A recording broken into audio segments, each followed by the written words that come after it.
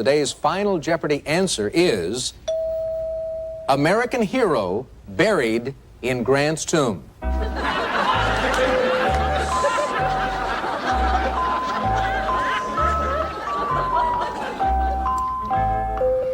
right, contestants, time's up. Charlie, we're going to begin with you. Let's take a look at what you put down.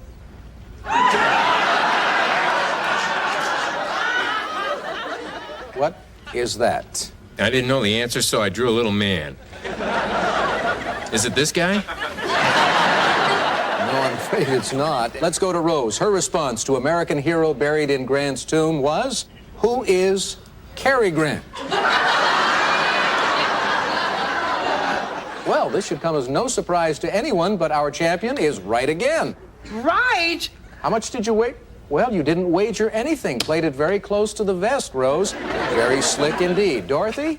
Wait a minute. Cary is not the Grant buried in Grant's tomb. Ulysses S. is. Ulysses S. was a Grant, and he may have wound up in a tomb, but he is not the correct response. Sorry. But I bet everything.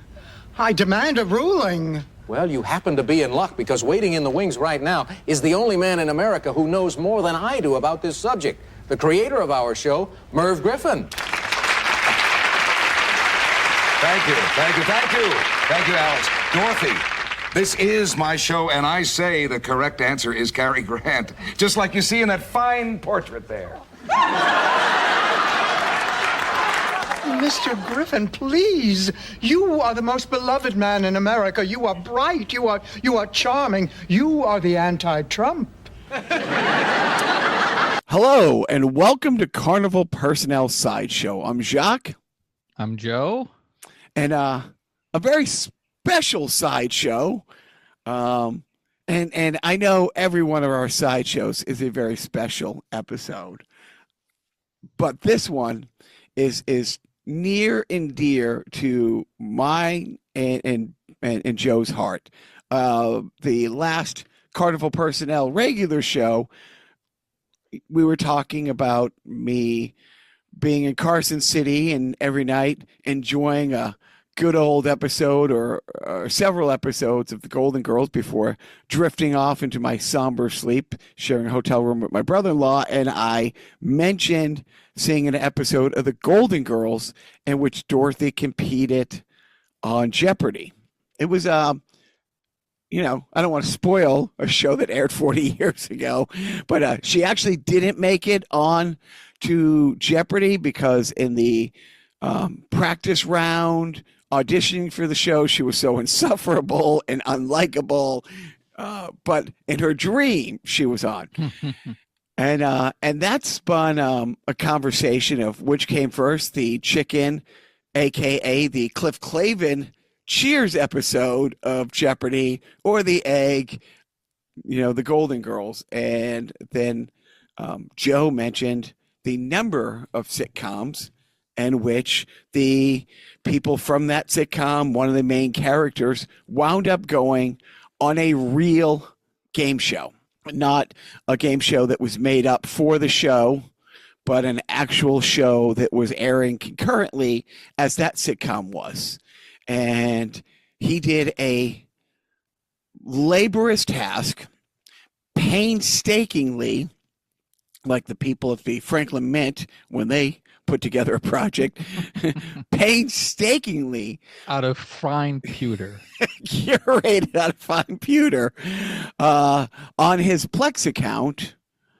Not all, but a pretty substantial list of TV shows, mostly sitcoms, of TV shows in which there was an episode with a sitcom. And because we care about the quality of our podcast, we put in the time and the effort and got together last night and watched 7-ish hours of sitcoms. What most people do in a typical work day, we did sitting down eating your delicious bacon cheese and a Market Basket chocolate cake that I picked up 5 minutes before arriving at your house for your birthday. By the way, happy birthday. Well, thank you. And happy Father's Day to you. And yes. I cannot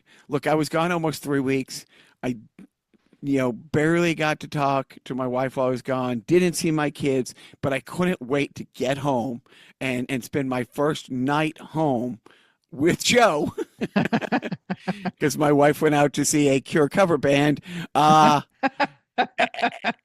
I did get invited. Look, my band was created because my friend Dan heard me playing Pictures of You and the Dorm and came to see what chick was playing that new album in the fall of 1989, and thus Beyond It was created. But so Joe came over. He put the work in, putting all these episodes on his Plex, and he tried to keep me on the straight and narrow, keep the train on the track and watch in chronological order, which I quickly sidebarred and derailed like an Amtrak train in the 90s. You derailed like Tommy Callahan giving a presentation on brake pads. You have derailed.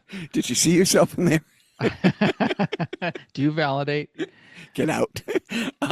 So you know what? So we'll jump right in. And the first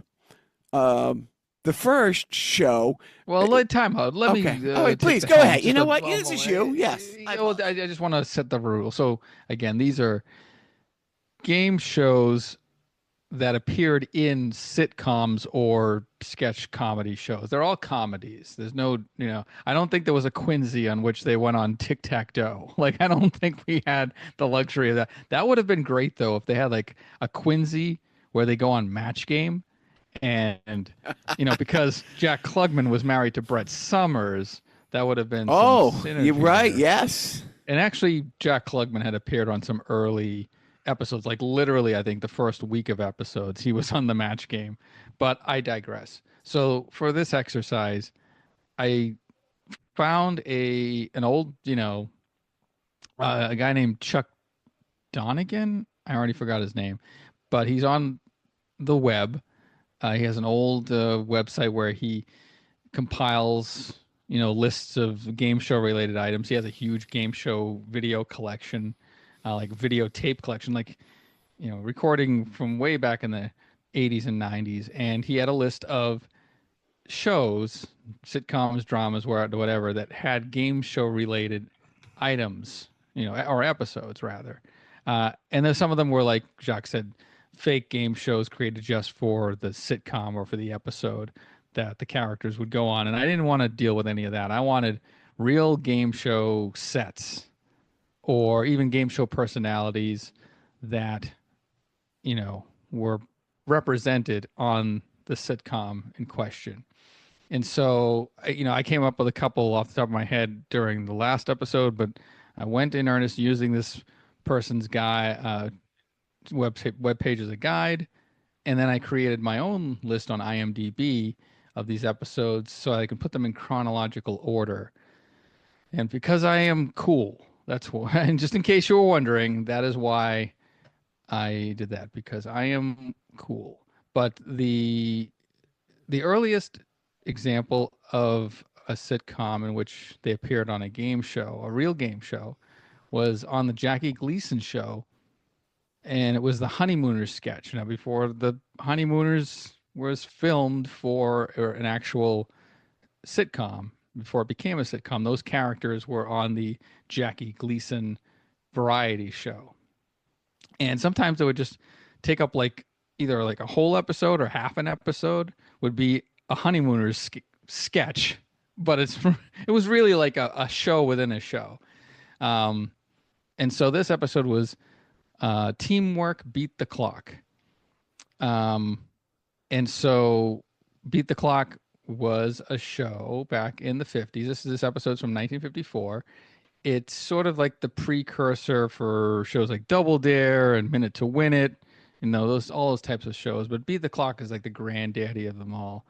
And Ralph Cramden and Alice Cramden appear on the show to beat said clock. They have to perform like a quick couple of stunts. Like one of them was Ralph had to hold a net in his mouth while Alice used a what do you call it? I'm already derailing myself. A whipped cream can to spray like a paper cup into the net. But of course, the whipped cream would spray all over Ralph Cramden and in his face, and the hilarity. Then the other stunt that they had to wait. You said the hilarity as if you were condescendingly saying, it was predictable and cheesy, but it was hilarious. It was hilarious. Just not the way I'm descriubing it. Jackie Gleason's over the top rage and anger. Yes. Yeah. Wait a minute. So, and then that was one bit, and then there was another stunt in which they would win like a 21-inch not color television. Whoa, that's the future, Conan. This is 1954, a 21-inch black and white television, which wasn't too shabby. A 21-inch, like when the average size one was like 5. That was worth a pretty penny. Was it cable ready? I think it came with a cable, but you plugged it in to the outlet to get power. That was about it. But that stunt was they had to stack cups and saucers while catching. They had to catch an egg rolling down a chute, or a lemon rolling down a chute, and it would have to land in the cup, and then they'd have to put that on top of a saucer, and then stack like 2 more cups and saucers, and while also keeping a balloon up in the air. So all of these shenanigans were going on.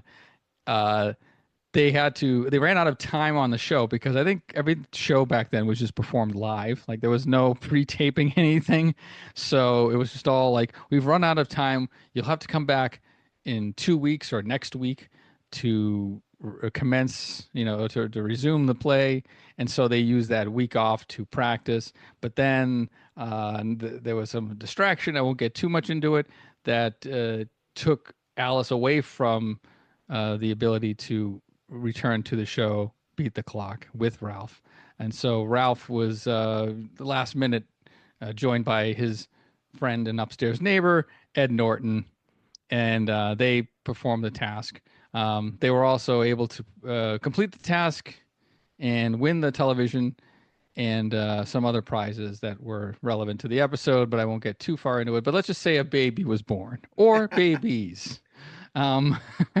Bud Collyer, by the way, was the host of Beat the Clock, and I think he was himself. He appeared as himself on that show. Yes, so that was Bud Collyer, and so that was our first episode. Was the Beat the Clock Honeymooners sketch. Now, why don't you take the next one? The next one was we traveled all the way. We fired up the plutonium in the DeLorean to get to 1.21 gigawatts of electricity to go into the future. 1972, The Odd Couple, one of 2 Odd Couple episodes that we watched, or 1.5, but a full episode that we watched where they somehow wormed their way onto the classic game show Password. Well, I don't even know where to start with this, other than The Odd Couple is always one of my favorite shows ever.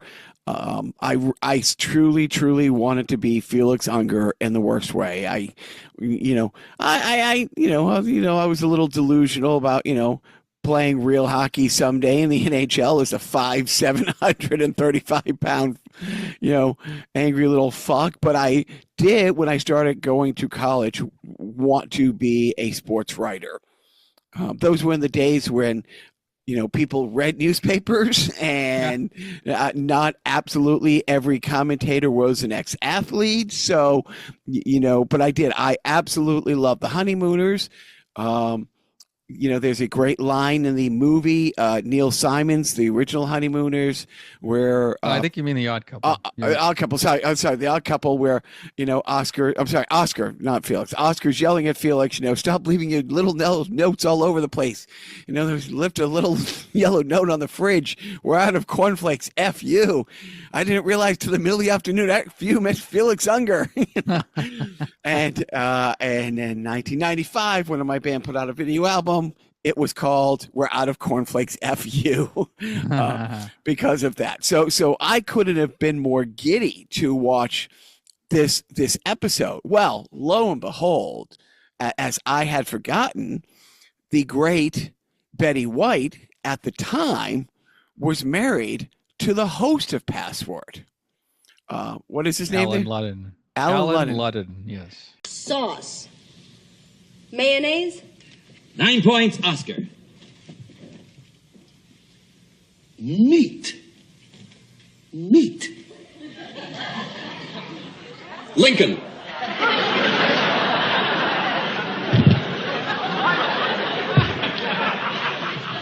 Eight points, Betty. Covering.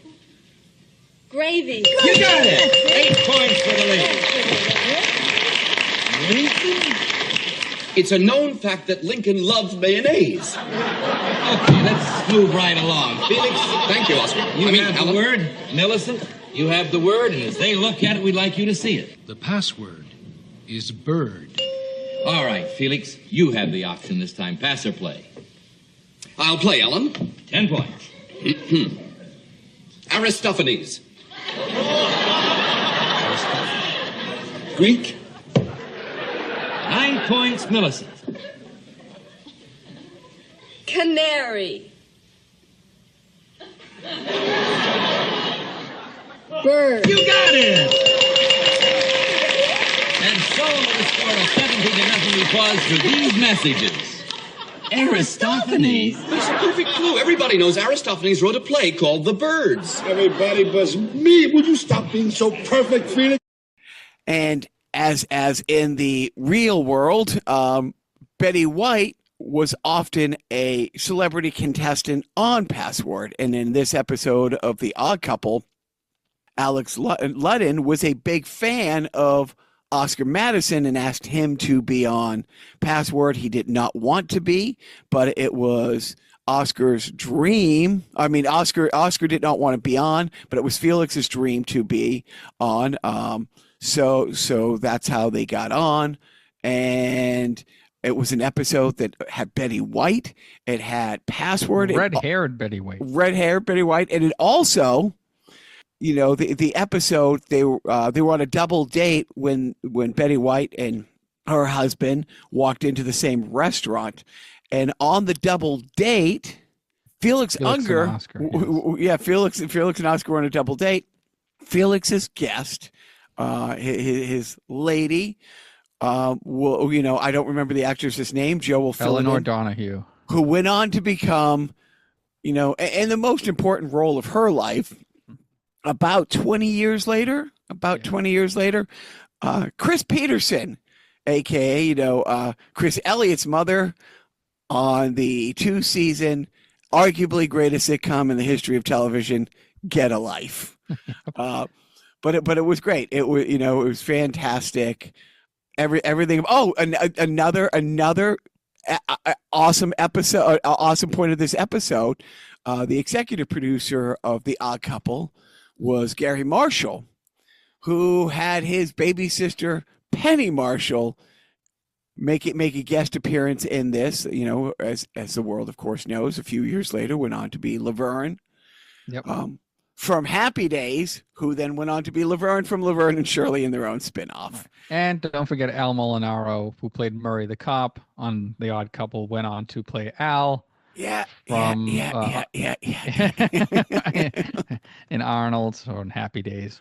Yeah, there were only 3 channels back then, and about 12 actors.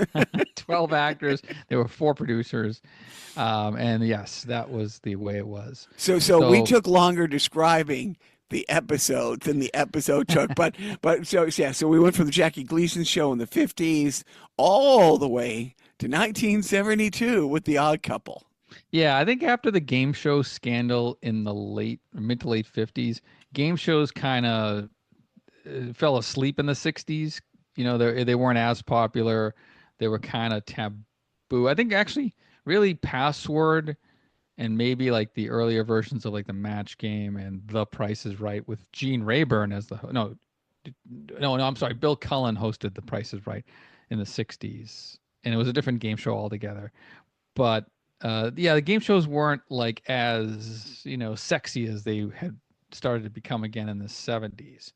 And so we see that here in this episode of The Odd Couple that aired December 1st, 1972, simply titled Password. And it was great to just see the set of Password, you know, in color. I think Game Show Network and or Buzzer had rerun Password a bunch of times. There were a lot of Password episodes I think that survived. I'm not sure if all of them did. I don't know if like they were victim to network tape wiping, which was a practice back in the 50s, 60s, well, the 60s and 70s really. But a lot of the episodes did survive, and it was just great to see, you know, a classic Felix and Oscar repartee. You know, Felix, the eager kind of know-it-all erudite, you know, he figured he would be like, it was his dream to be on the show, and then when he gets on, he kind of tanks. He physically gets dragged off when he loses. It was classic, and all the other little bits and pieces were icing on the cake. But then we took a quick jaunt further down that same season, I believe, to Let's Make a Deal. Let's Make a Deal episode of The Odd Couple, which aired February 23rd, 1973. And I could only find a clip of it. I didn't have the whole episode, which was fine because the clip stuff kind of helped us move along. Like if we watched full episodes of all these shows, I would still be there now. Or we could have, because we were pretty close to breaking the legal limit of happiness and joy that two middle-aged guys can have without drinking alcohol or you know, being with, you know, women and the state of Massachusetts. I also felt kind of funny being there, like, you know, past midnight with your family, still like, you know, being in their home. You know, your family's great, and you're always accepting of strangers and hobos like myself. Hobo. Just wanted to get a laugh out of you. Yeah, you know, the hobo was one of the passwords. Well, no, why did they keep saying hobo? We might be reminded later on, but the word hobo in one episode just kept coming up, and every time the word hobo came up, Jacques just let out an audible. You know, it's just like that's the fifth time that word has been uttered in the past 2 minutes. It's pretty banal at this point, and yet it gets you every time. And I know it's one of those like words that we don't say anymore. But I was telling Joe, you know, growing up poor, like my mother's idea for a Halloween costume every year was go out as a hobo, which meant dress like my, you know, degenerate alcoholic, you know, gambling grandfather who fell asleep all the time in a train station or train depot while playing craps in the 40s and 50s and probably through the 80s, actually, to be honest. Yeah. So I love the word. I'm not supposed to, but I'll say it. I love the word hobo. When you told me that story about how your mother said that would be a good Halloween costume for you to dress as a hobo, I looked at you immediately and I said, you know, you can stop that now, right? Like, you know, you don't have to keep it up. It's not every day is Halloween. You know, like you can mix it up is what I'm saying. You see, I rock the fashionable, like, you know, hobo, you know, because I've given up. Anyway, you are a hobonista, I like to say. Yes, that was a fantastic episode. But yeah, then they go on. Let's make a deal. I can't exactly remember their costume, but yes, I can. But I will let you describe it. Well, picture the game show Let's Make a Deal, hosted by Monty Hall, multiple iterations, but this one was in the '73. It's a game show where you know the game show. People would dress up in costumes to make themselves more attractive for Monty Hall to call on them, because it was an audience participation show. They didn't cast pre-tape. You just go in the audience, and then it's just like whoever Monty or the producers kind of like eye as the fun people. Then with the wackiest costumes, he would call on them and give them deals. And this was an episode. I don't know the context because, again, we only saw the clip. But Felix and Oscar came in as two halves of a horse costume. Oscar being the horse's ass, and Felix being the horse head. And they were wearing their name tags, which were like mixed up amalgamations of their actual names. So it was like Fisker,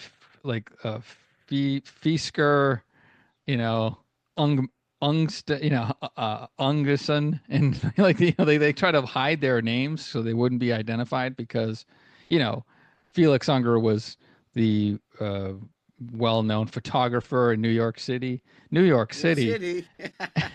And Oscar Madison was, of course, the sports writer. So I don't know. They somehow were getting on Let's Make a Deal to make some money, maybe, and they did. I will spoil it. They were given a choice, between an envelope and the box, and what's in the box, or what's behind the curtain, and the whole spiel.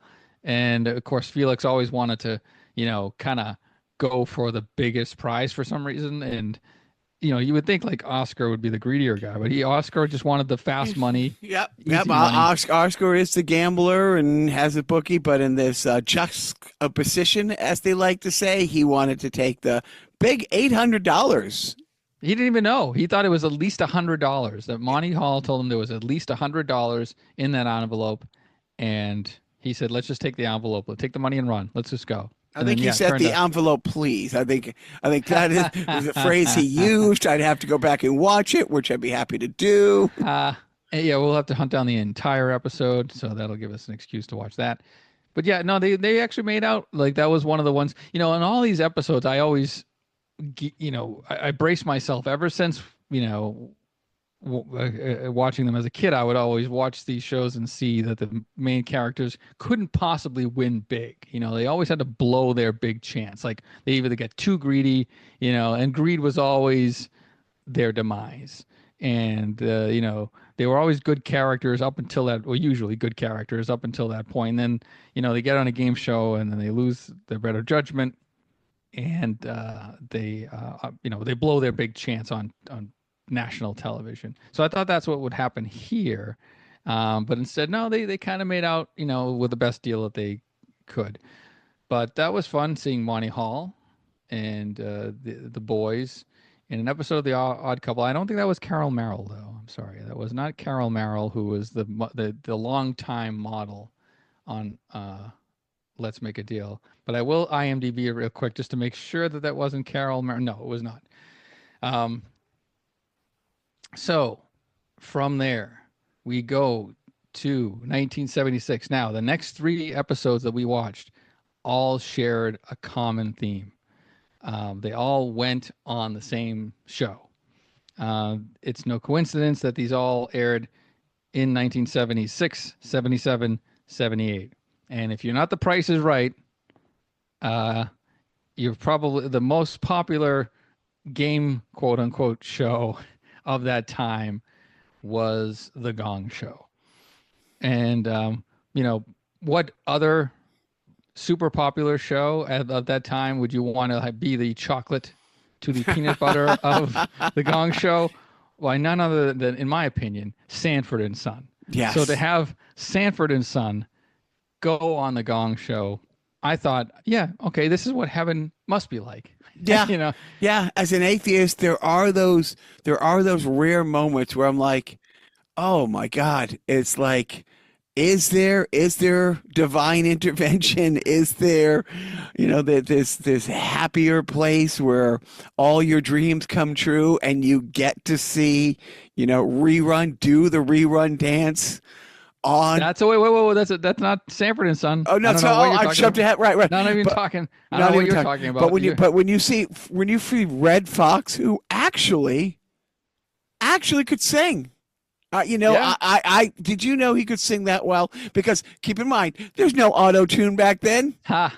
No, there was just pure raw talent. And of course, the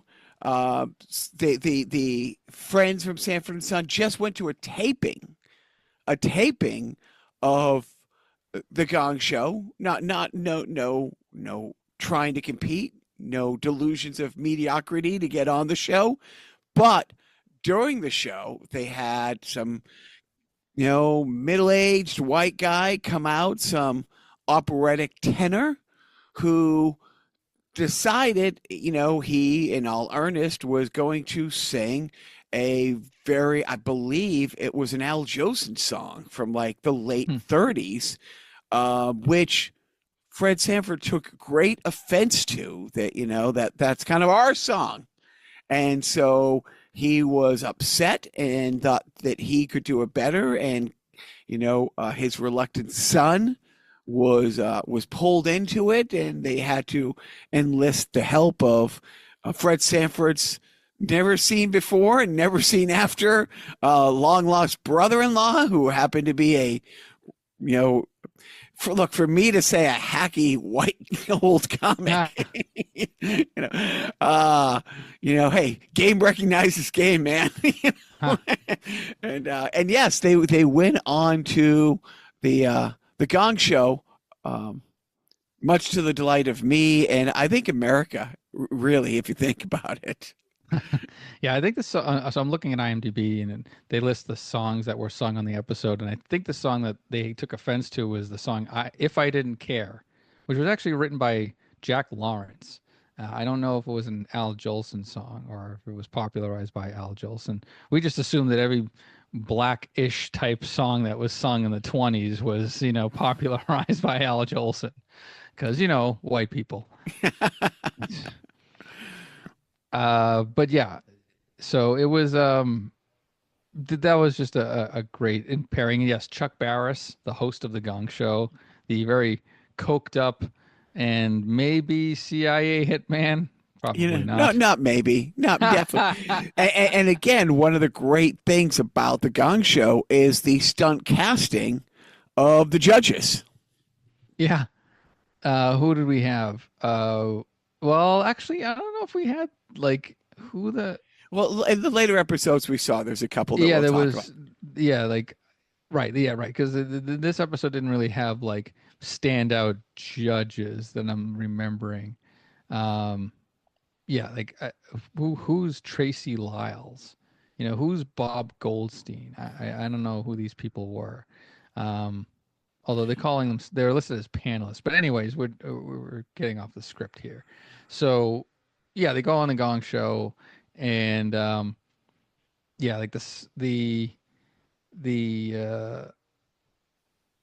kind of forgot the plot. I was so enamored by just the sheer so that's why they wanted to get on, and then it turns out that his brother-in-law had a secret agenda to he was going to be the comic who started, telling a couple jokes, and then they were going to come on and play their song. But then the brother-in-law kind of sabotaged by going on as another comic in disguise. And Raymond C. Gordon. And then it causes a fight on the set between Red Fox and his brother-in-law that everybody thought was part of the bit. Is this a bit? This is one of the guys in the office. And they won. Again, sorry for giving away a show that aired 50 years ago that you'll never watch because you can't find these things now. They're available somewhere. I just think I think you have to look. You have to really look. You have to be Joe. Yeah, luckily I have the DVDs that I was able to digitize. Gentlemen? Although some of the shows we weren't able to watch, I still have the DVDs for that I just didn't digitize. So Yes. I apologize. He didn't digitize yet. Gentlemen, I have a lot of time. So that takes us to the next episode we watched, which was from the Carol Burnett show. It was a sketch. It was the family sketch, the very popular family sketch where Carol Burnett plays the Southern woman named Eunice, and she's a very dreamy. She has dreams and aspirations to be, a big star, and she wants to get out of her small hick town, but she can't get under the thumb of her mama, played by Vicki Lawrence, which we will see again and again in later episodes. So the funny thing is, I was today years old when I realized that the Honeymooners were a sketch on the Jackie Gleason Show.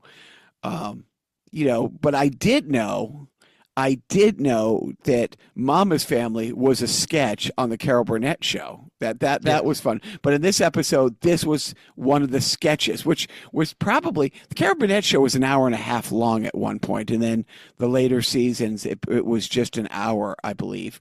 But this was probably a 30-minute sketch. Something like that. It was, no, it actually was only about 10 minutes, but it felt like 30 because of Eunice's singing. But, Feelings. Whoa. So that was her thing. She got on, she got the letter.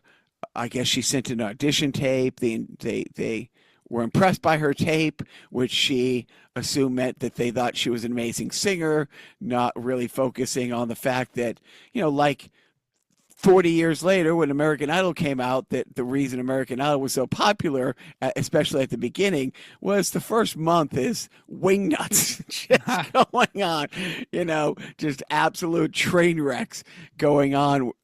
So she went on. She changed the song "Feelings" to add some spoken word. I think very Shatner-esque of her. Only Joe and I, and maybe if Biff listens to this episode, will get the spoken word Shatner 0 hour. Rock. Pack my bags. Man. But it was great, so she flies, with no forethought that she could possibly ever be coming back to this hick town, because this is going to be her ticket to not winning the Gong Show, but to win the Gong Show and everlasting stardom to follow. Mm-hmm. Yeah, so she went on the Gong Show, despite the best efforts of Mama to keep her from, pursuing her dream. So this episode also had Chuck Barris as a host, and so during the sketch, Eunice rehearses her bit in front of her family at her home and adds a spoken word part, and then she finishes the song "Feelings" and then asks her family what they thought of the performance, and the consensus is that you have to kind of keep it short, lose the spoken word part, and then just sing the song, and that's good enough. But she thought that this is her creative. Let me tell you what I told Tony Bennett. Sing songs people already know.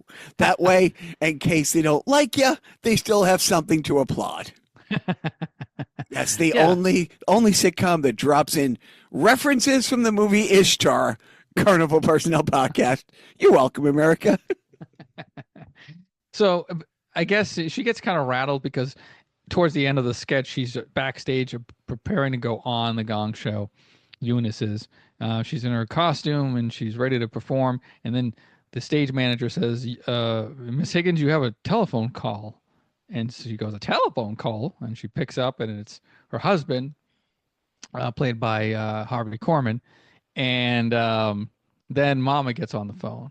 And, Mama, kind of gets in her head a little bit. And that kind of rattles her. But she still storms off the phone, literally slamming the phone down to the ground and then walking on the stage. And then you see the actual Gong Show stage with the three panelists, Jamie Farr, J.P. Morgan, and Alan Ludden. Yes, second appearance by Alan Ludden in our marathon of sitcoms with game show episodes. So she performs feelings, but she's all thrown off. She's not hitting her A game. She doesn't get to her spoken word part, and she gets gonged within 20 seconds. Now, who gonged her? All three. Oh, all three. Okay. Yes. I think actually, there was a deleted scene where Chuck Barris gives the panelists all tens for gonging simultaneously, knowing specifically when to gong at the exact same time. So yeah, and then it kind of cuts off from there. I don't know if there was actually more to the sketch because I only saw that little bit. The whole episode, there might be a coda to it, but we won't know because we didn't see it. We'll never know. No, but we don't need to. I like to think that she, went home humiliated. And you know what? If you really want to find out what happened to Eunice, watch the pilot episode it was an actual television special called Eunice. And it was like a kind of a pilot it was like pre-Mama's Family, but it's a much more hard-hitting, real, a real downer, to be honest with you. It's like a very heavy episode of the family sketch. I mean, when you start a sitcom with a very special episode of it's not even a very special episode. Yeah, essentially though. But it was centered around Eunice though, and Mama's Family doesn't have the Eunice character. They retooled Mama's Family. But we'll get to Mama's Family shortly. So the next episode we watched was from 1978. Guess what? It's about the Gong Show. And as Jacques alluded to, it involves a guy named Rerun doing the rerun dance. It's a show called What's Happening? 2 exclamation points. Aired. Are you a Gen Xer if Yes. you have to explain what the rerun dance is? It's a rerun, the Carlton. If you're a Gen Xer, you know those terms, Right, and I am an Xennial, so I know I barely caught. I was just right. I was it was like the tail of Halley's Comet for me, seeing the rerun dance. Like, oh, what was that? Oh, that was the rerun dance. Okay, I got it. But I almost missed it. So this episode aired January 5th, 1978, titled "Going, Going, Gong." And it was about Roger Thomas, the main character, played by Ernest Thomas, who he and I think his sister Dee. Yep, his little sister. Yeah, at their school talent show, where Dee dressed up as like a big sunflower. And, that was like the kind of the visual gag at the beginning, her, in her costume. They go to a talent show, which we don't see, and they reconvene after the talent show in their hangout in the restaurant where Shirley Humphill works. So who's there with their mother? Right? No. Shirley's the friend from the neighborhood, Oh, right. Heavyset black woman to offset the heavyset black guy, so that Mabel King is the mom. 1/3 of the jokes could be revolving around their weight. Right. Mabel King wasn't the mother. Where was Mabel King? The mother. The mother from who is Steve Martin's mother, adopted mother, and the jerk. Okay. You're thinking is Raj and Dee's mom. Okay. You know why? Because I'm looking on IMDb and I don't see Mabel King listed on here. Well, Joe often, for the faithful listener of listener singular, you'll note the number of times that Joe finds mistakes on IMDb, which is then OCD does not let him go to bed until he fixes. Oh, because for a second I'm like, did Mabel King just was she on another show that was it just a fever dream that you often see her did she go uncredited? That's what I want to know. So I don't know. Well, I'll have to do some research on that and then get back to that. And you know what? Maybe if you check IMDb later on, maybe Mabel King will have an extra credit in her repertoire. But anyways, and that's what's going to get her the star on Hollywood fame, the Walk of Fame. She was at 1 credit short, and now Joe is going. Not in reality on IMDb. Joe being a white savior, riding in to right another wrong. Whitish. Barely. So, anyways, I digressed as usual. So they reconvene after the school talent show, and Raj, I guess, was managing this group of kids, like this, like a foursome that was part of like a family, you know, The Carters. Yes, the Givens. The Givens family. Yeah. Yes. Three brothers and their sister, who Right. was really the powerhouse. Her voice was much bigger than her small stature and age. Yeah, she was the Michael Jackson of the group, if you will. Less the child molestation. So And no glove on the hand. Right. And I don't know if her hair caught on fire. And I don't know if she had a pet monkey. Pet monkey. Yeah, there you go. And I don't know if Well, elephant man bones, whatever. So, so they plan on getting the Givens family on the Gong Show, apparently. Yeah, I don't know. because the way it worked back then, if you lived in L.A., you could just show up and walk in and audition for the show. Yeah, that's just the way it worked, especially if you were of lower income stature as well. Yes, the lower the income stature, the better. Because the that easier it was. $516 you stood to win if you won the game show. Yes, the prize money was $516 and something cents. And but you know what? It wasn't just Raj and Dee going down to the studio with these four children who won a sixth grade talent contest. No, you needed the support system of Dwayne. It was Dwayne and Rerun. You know, who had to go. I mean, you couldn't roll in without the entire posse, you know, behind you. Right. But of course, Fred Rerun Barry, heavy set gentleman who always wore one of those Kangol hats. He also wore like kind of outlandish clothing, like the rainbow suspenders and bright red pants and the red hat and everything. Like he was a character, you know, and he was always ready to put on a show, or kind of like, you know, he was always the center of attention. He always made it himself to be the center of attention. And when he shows up, the producer on the Gong Show, you know, doesn't even notice the kids, and he zeroes in on Fred Rerun Barry right away, just by looks alone, and says, you know, great, what do you do? And he goes, oh, I'm not here to audition, but, you know, I can dance. And he does the rerun dance to huge aplomb.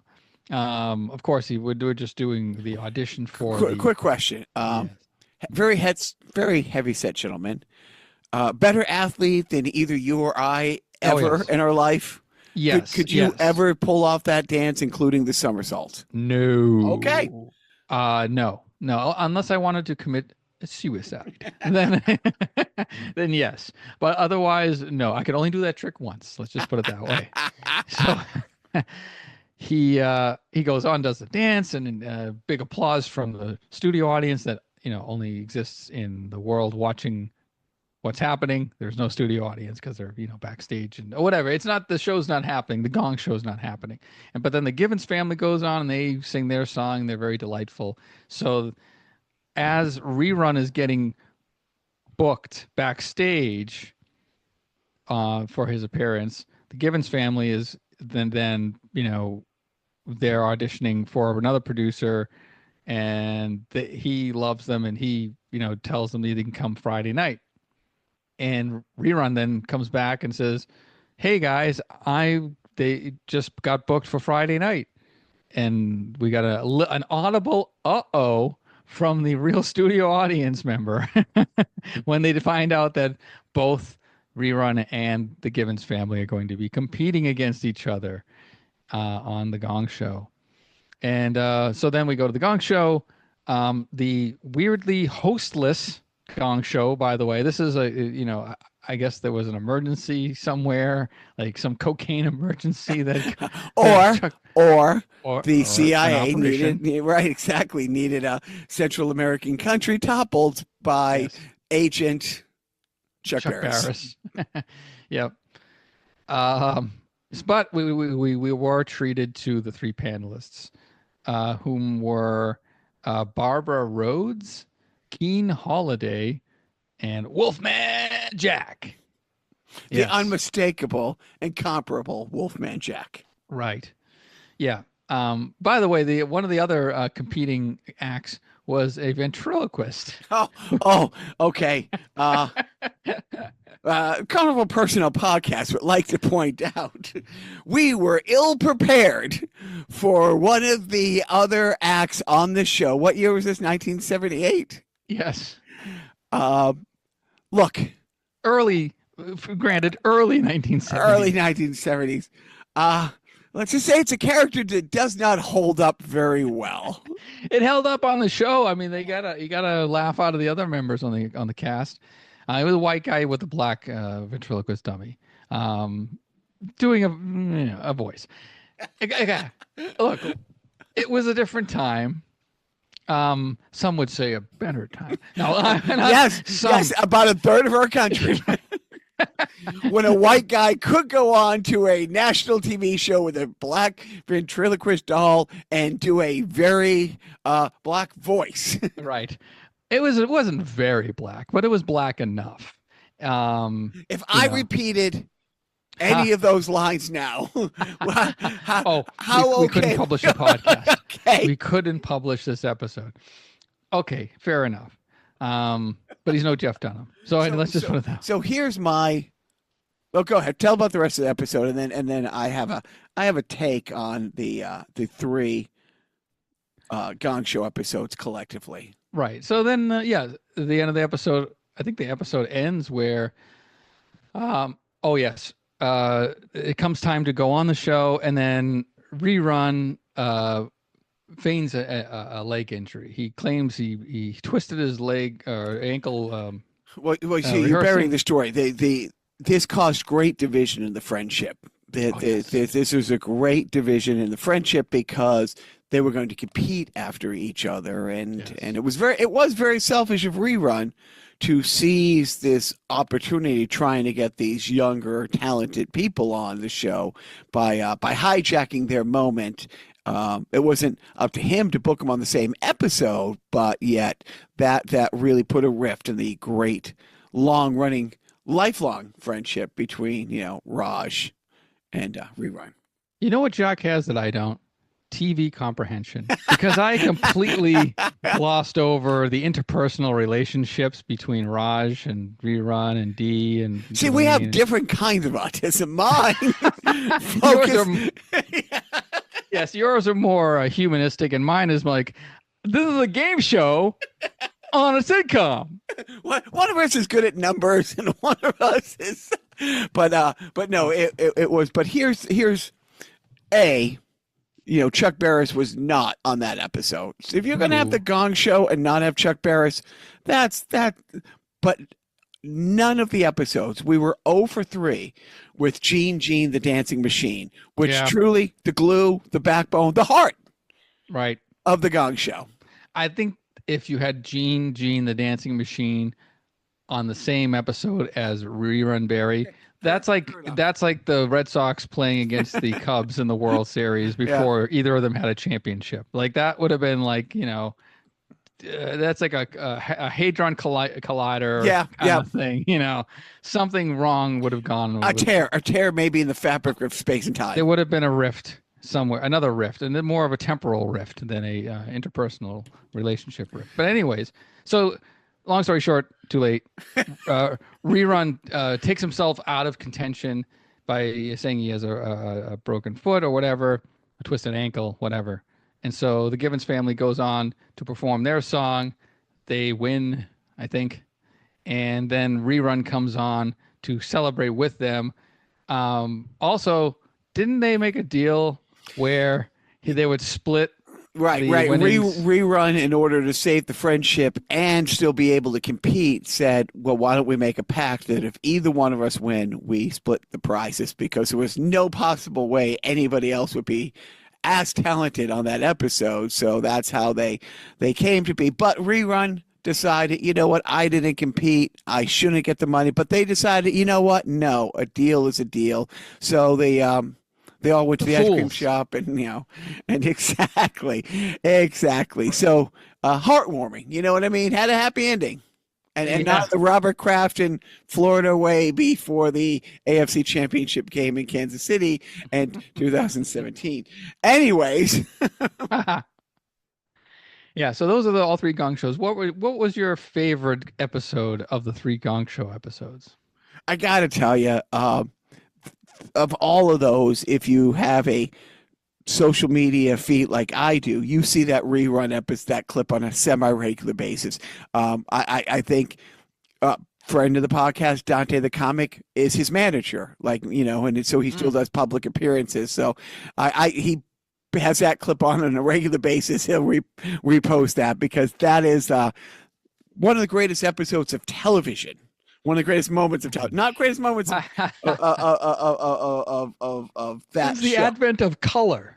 Have we not seen such greatness? Yes, color television to be clear. To be clear, I'm not talking about So I got you.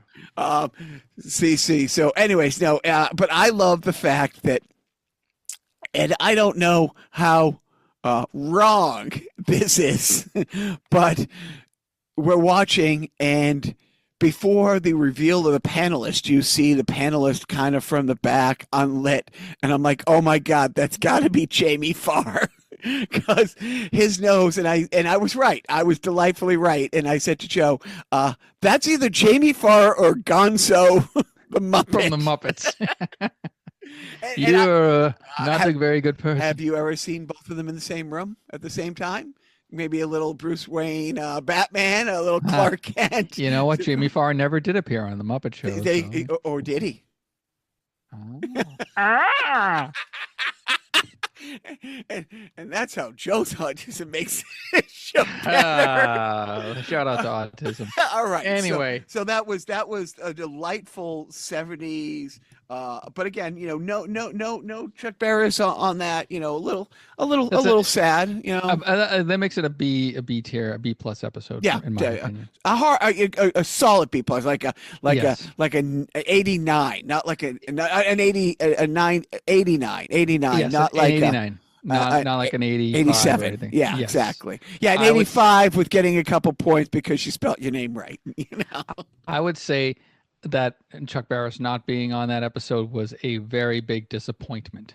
It was it wasn't like, wow, did he dodge a bullet? It was, no, he missed an opportunity. He really did, yeah. So to wrap up the 70s, we move on to what I call an honorable mention in this category, because yes, it did have the host. Yes, it did have the announcer from the show on which the characters would quote unquote appear on, but it didn't actually involve the true original television set, like the actual set from the game show. I'm talking about an episode of 1979's Angie, starring Donna Pesco and Robert Hayes. A delightful kind of Miller Boyette show, an early Miller Boyette production. Miller Boyette and somebody else, whoever that guy is. He really fucked up by leaving Miller Boyette. Right, exactly. I see Perfect Strangers coming down the line and Urkel, and I'm like, you know what? I don't need any of that success or money. I'm out. Or maybe he had cancer and died. I don't know. I don't know what happened to the gentleman. I am a very bad host, historian, pop culture guy. I suck. So anyway, let me tell you why I suck. Let me tell you why I suck as a podcaster. The episode of Angie is called Family Feud. It aired November 20th, 1979. And again, it was about if Angie, if you don't know, which nobody really does, Donna Pesco played a waitress who meets a handsome, well-off, well-to-do doctor in the restaurant, the diner that she works in. He kind of instantly has a kind of a love at first sight meeting with Angie. They hit it off, and they have a very short courtship and get married very quickly. I think within the first episode, if I'm not mistaken.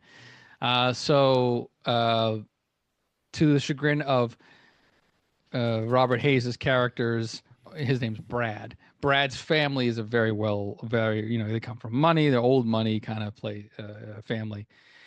It takes place in Philadelphia. And so Donna Pesco marries into this rich family, like yada yada yada. She instead of now working at the diner, ends up buying the diner and becomes the owner of the diner. And Deborah Lee Scott is another 70s mainstay. She's a redhead. A lot of redheads in the show. Doris Roberts is the mother. We know Doris Roberts from everything, including Everybody Loves Raymond, most famously. And Donna Pescow would later go on. She was in Saturday Night Fever, and then she went on in the 80s to do Out of This World, an episode which I think I showed you. Yes. With Universal City Studios in 1988. Anyway, but this episode, it just so happened that for some reason Richard Dawson and Gene Wood, the announcer, are in the diner. Well, they were in Philadelphia because they were one of those regional scouting to find. Oh yes, that's what to all find the families. Yes, right. I remember when Pat Sajak came to Boston. Yeah, and yes, and Vanna White. And you wowed him. Yeah, yes, yeah. Yeah, I believe well, they drove themselves to the studio in a Yugo. Luckily, I ran into them in a Dunkin' Donuts. Yep, and that's how I got on Wheel of Fortune. No, but anyway, so long story short, she auditions quickly to get on the show with her family, and then they initially were going to have Brad on, but then the Donna Pesco's or Angie's mother goes to get like her mother, right, or her aunt or something like that, like, or a grandparent, some grand woman, an Italian immigrant, basically, who speaks no English. No, very little English. But she's very emotional when she's told that Brad is going to be in, taking her place as she was promised, and then she starts crying openly. This is on the set of the Philadelphia version of Family Feud, which is, I think they bought out the dollar store that day when they did the set design. Well, what they did is they took the home version of the game and they just superimposed the background. Yes, yeah. No expenses were spared. We'll get it. You know what? We got a lot of ground to cover, but there was some oversights that bothered Joe and I greatly. Right. So, anyways.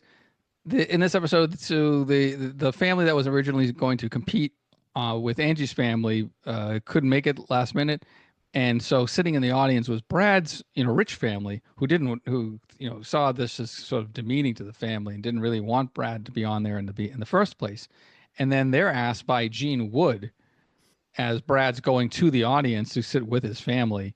Gene Wood, the announcer, comes by and says, "Oh no, we've had we won't be able to do the show because we've had a dropout of the other family. Would you mind if your family looks fantastic? Your family should compete against Angie's family." And so they go on, but of course, because the rules are that one family knows the other family, the Brad's family will play for charity instead of money for the personal gain. And so they agree to do it, and they play the game. The board, as chintzy as it kind of looked, they did take the time to hand paint all of the answers on the board, and which looked very nice. You were upset that because they didn't have the budget to superimpose the red X's for strikes on the screen. Yeah, they couldn't, that, come on, how much did a red X, cost on a screen in 1978? You know what I think they were going for? Realism, because you were seeing it as if you were on the set yourself. Okay. So you wouldn't necessarily see the televised version. You know what? This, I stand corrected. And but I don't think it was televised. I think it was just done locally. They had the top 5 answers on the board. Right. But there were 6 spots. Right. I mean, come on. Just took me out of it. I audibly screamed.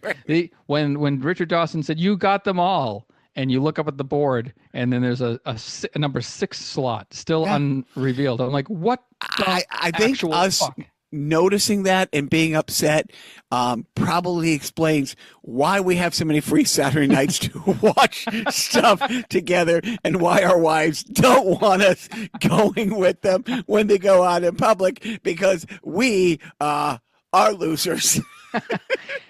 And champion spellers, I might add. Not me. I carried the weight on that one. There was a couple moments where Brad's father is a pompous, rich ass who, who's only reads the Financial Times, and he's a lawyer, and he gives such an asinine answer that Richard Dawson asks, "Oh, do you have a business card?" He hands him the card, and Richard Dawson rips it up and goes, "I don't want to accidentally ever call you." So, there was some really laugh out loud moments. That was a different episode. No, you're thinking of the mom. I am. You're right. See, there's just so many. But I will say that the Italian grandmother who gave her answers in Italian to win the big money, hilarious. Right. So that's the other thing. They couldn't. So when they went to Fast Money in the real game show, because the contestants are giving spontaneous answers and they literally on the board have to digitally put up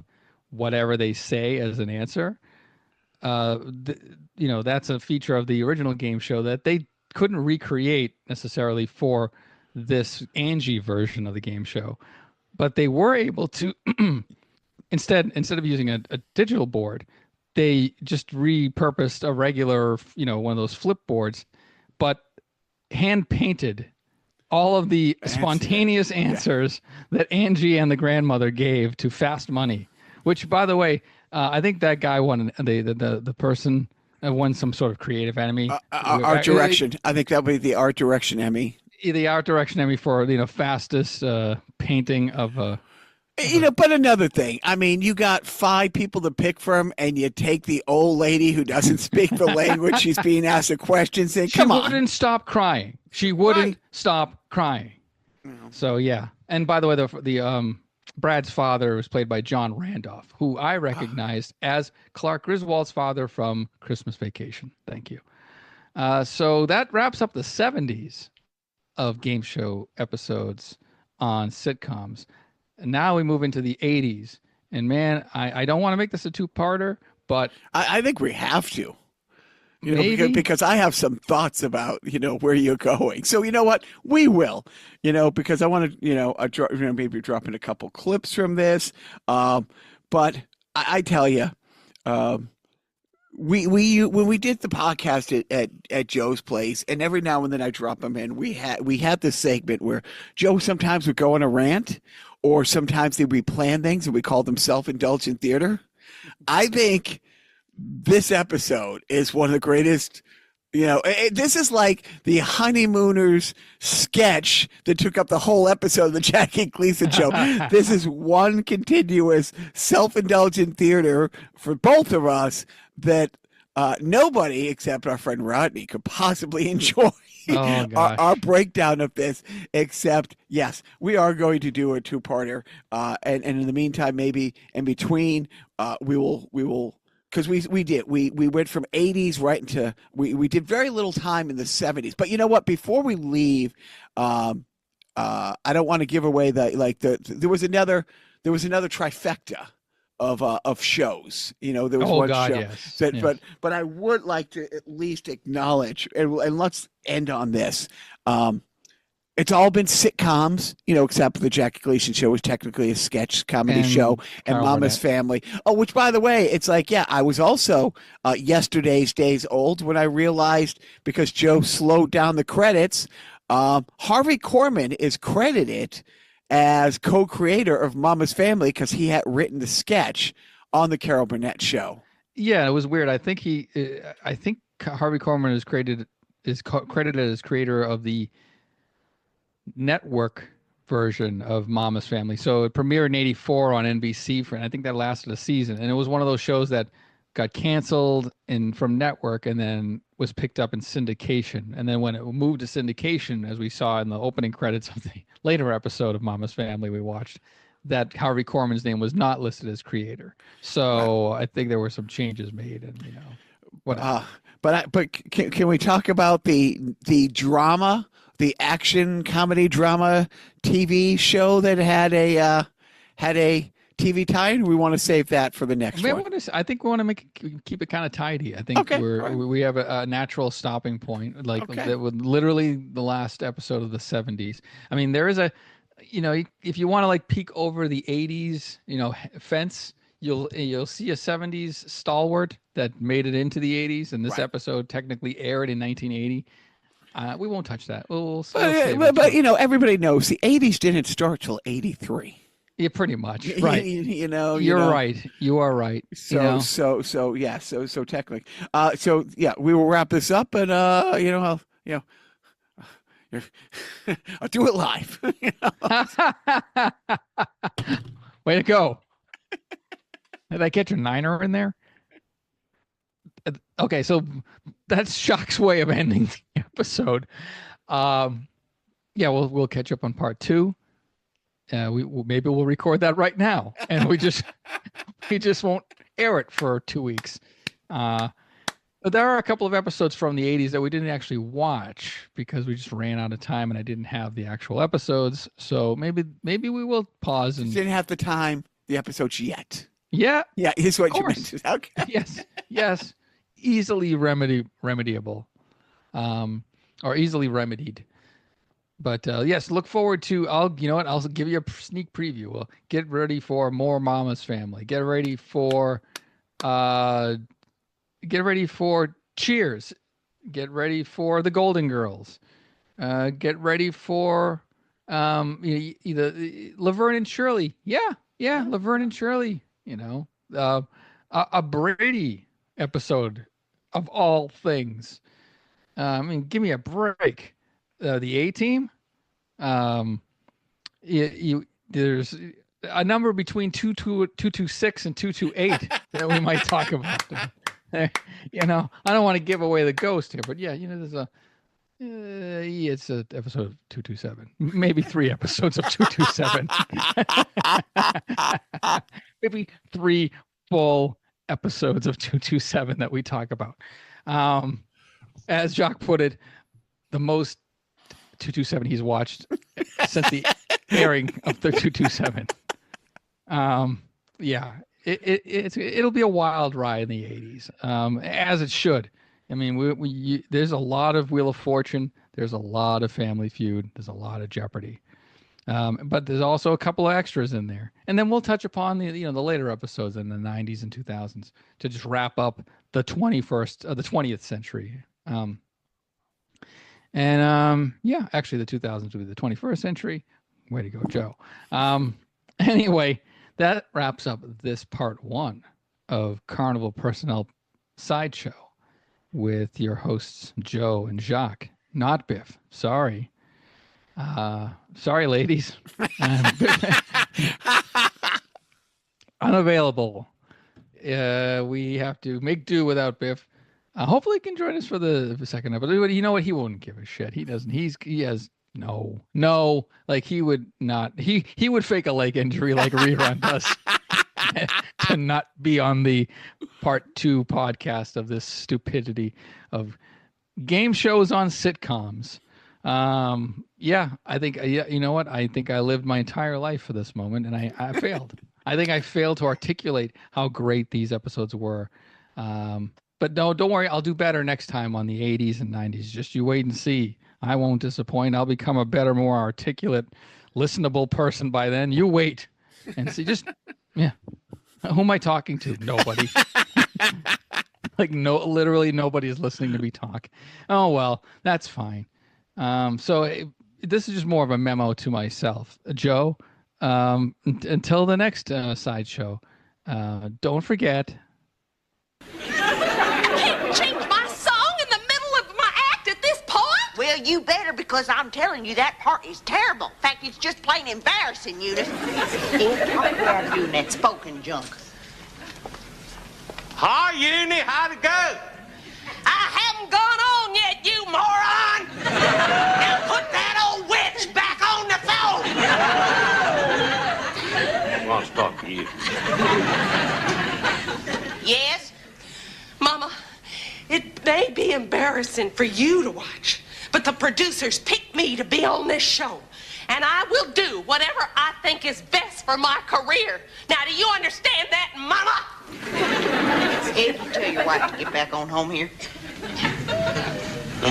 Say there, Uni. Well, when you coming home?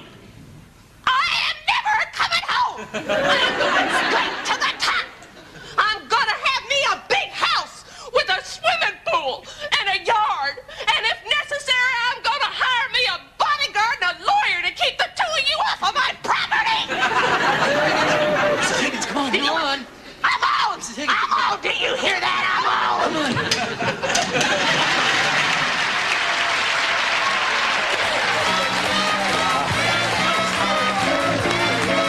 Here we go.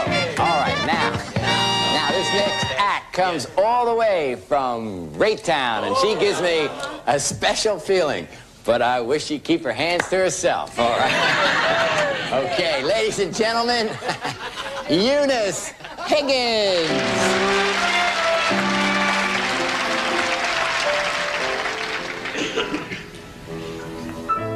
Feelings, nothing more than feelings. Trying to forget my feelings of love. Teardrops rolling down on my face. Trying to forget my feelings of love.